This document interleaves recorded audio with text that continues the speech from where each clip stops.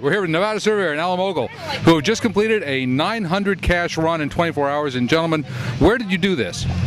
Rachel, Nevada. Out by Area 51 where the aliens landed back in the 50s. Right, and there's a whole new string of caches that's been placed out there. How many are in the same area?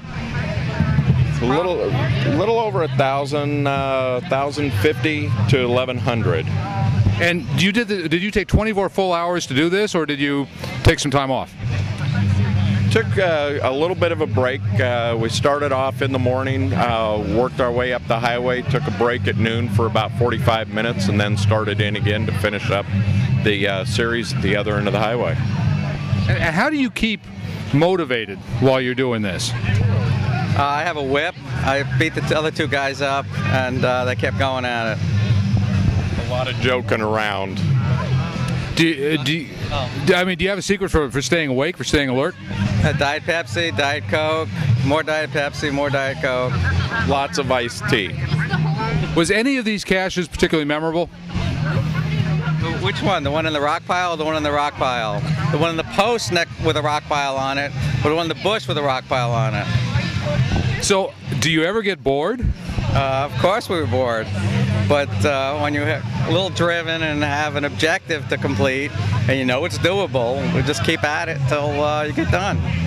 Now, this is a new phenomenon. These caches placed exactly 1/10 of a mile from each other with the intention of just drawing power caches. Is this going to change the game in some meaningful way? It's definitely changing the game. I don't know if it's a meaningful way, but it's changing the game and perhaps diluting it a bit. I remember going out, spending all day to maybe get 30 to 50 caches and working hard at it, and here you can do 50 caches in an hour very easily. I'd like each to tell us one memorable cache. Any memorable cache in your experience, just something that stands out in your memory. A 3-hour tour. It's a multi-cache, day-long hike up in the high Sierras. Ammo can at each leg of the stop, but the final you've got to swim out to an island in a, basically a snow melt lake to sign the final logbook. And the temperature of this water was? Cold, very cold. And the rating of that cache was? I think it's a difficulty 4, terrain 3.5 or 4. Yeah, that's cruel. That's cruel. How about you? Well, by the way, that was one of those oddball combinations needed for the Fizzy Challenge. That's kind of why everyone was going for that one.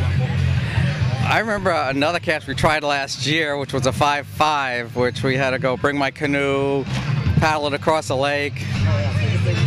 Paddle across the lake in the wind, against the wind. You get to this tunnel, and unfortunately you're supposed to be paddling into the tunnel, but then there was a roaring rapids in there.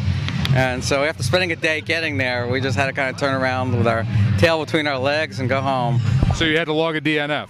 Of course, up by the beginning of the Rubicon Trail, yeah. Well, gentlemen, thank you so much.